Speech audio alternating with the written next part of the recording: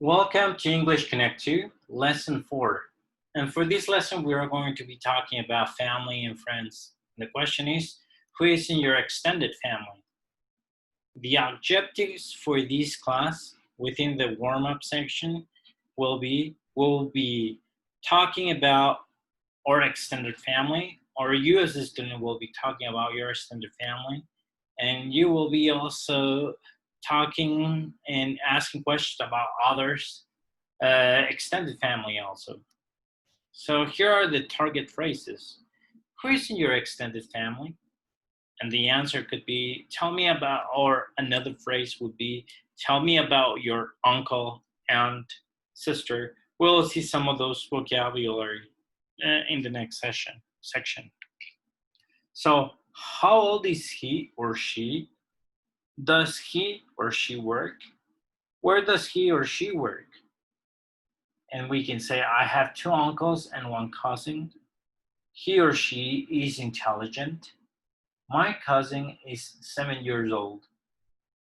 Yes, he or she does. For the question, does he or she work? Yes, he or she does.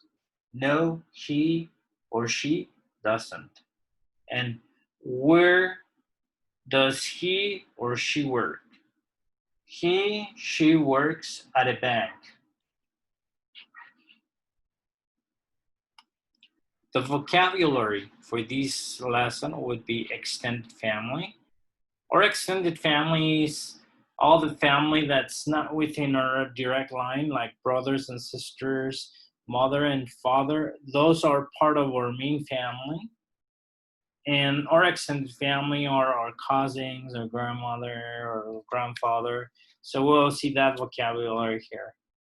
So great grandmother, great grandmother, great grandfather, great grandfather, grandmother, grandma, grandmother, grandma, grandfather, grandpa, grandfather, grandpa, father-in-law, mother-in-law, brother-in-law, sister-in-law, stepmother, stepfather, stepbrother, stepsister, aunt, uncle, cousin, niece, nephew.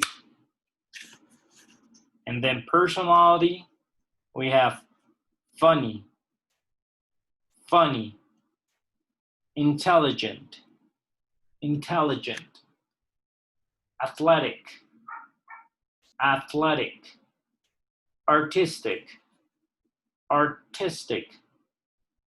And for appearance, tall, short, fat, fat, thin, thin, old, old, young, young.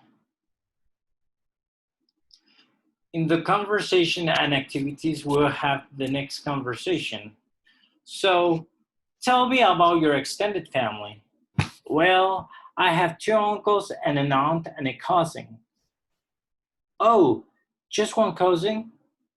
I have 10 cousins. Yes, she and I actually live together. Oh, really? How old is she? She's 20 years old, a little younger than me. She actually works in the same building as I do. Oh, where does she work? She works at the bank. Pronunciation. So we will see that there's different type of intonation that we can give to certain phrases. In this case, for yes or no questions or closed questions, as we could call them also, we will see an intonation on the pronunciation that goes up. And for the open questions or the questions that starts with WH, like what, when, where, why, the intonation in those questions normally go down. For example, where does your uncle work? Where does he work? Where does your uncle work? Where does your uncle work? And then, where does he work? Where does he work? Practice. Do you like swimming? Do you like swimming? What do you like to do? What do you like to do? How old is your brother? How old is your brother? Does he like his job? Does he like his job? What about you? What about you? Is your mother tall? Is your mother tall? Do you have any cousins? Do you have any cousins? Where do you work? Where do you work? So remember to set up your goal and start a vocabulary notebook for this week. Write down the words and phrases you've learned today.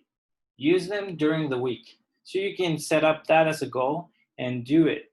And good luck with that. I wish you a lot of success. Instructor guided. So who's your extended family? Here we will fill in the blanks with the things that we have already learned. For example, I have a cousin, I have a grandmother, or I have a stepfather, or something like that. And then we could fill in the next question. How old is she? How old is your cousin, for example? And we could say he or she. In this case, we could say he is 10 years old. Does your cousin work?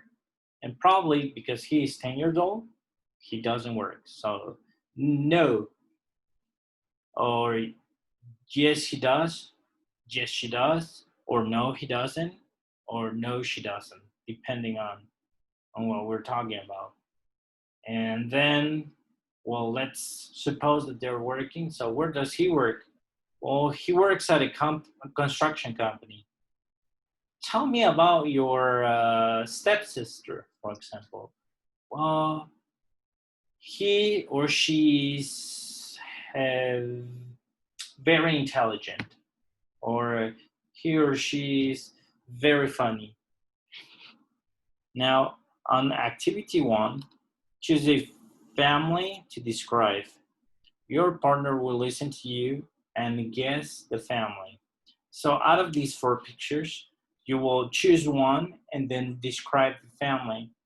And then your partner will try to guess which family are you talking about. In the next activity, we are asked to actually draw our family tree, as we have seen the family for James and Mary's. James and Mary, this is their family tree. So we are asked to draw our own family tree. So for example, I am married and then I have 3 kids. So I would put my marriage up here, my 3 kids, and probably that's it. But we can go up. So I have my mom, my dad, my grandfather, and my grandmother on each side. So we can actually draw our family tree in here. So now for the listening activity, we'll watch a video from YouTube about a girl called Melissa, and she describes her family in this video. So pay attention, and we are asked to name 3 family members living with Melissa. And so you will notice during the video that they're a pretty big family. Wrap up. In the summary, now I can or you can talk about your extended family. You can also ask questions about others' extended family. And now you know, and you can fill in this section in here with things that you already know how to do, like asking questions about extended family and asking questions about others' family and whatever you have learned put it in here, and then you will have the invitation to act. So please commit to ask a friend about his or her extended family and practice describing your family in English. It is very important that you do these things to be able to improve your English. And I wish you the best luck, the best success this week as you perform this activity by your own. If you have any question, if you have any question about vocabulary or anything we have seen, feel free to always look at it. Please try to your best and thank you for watching.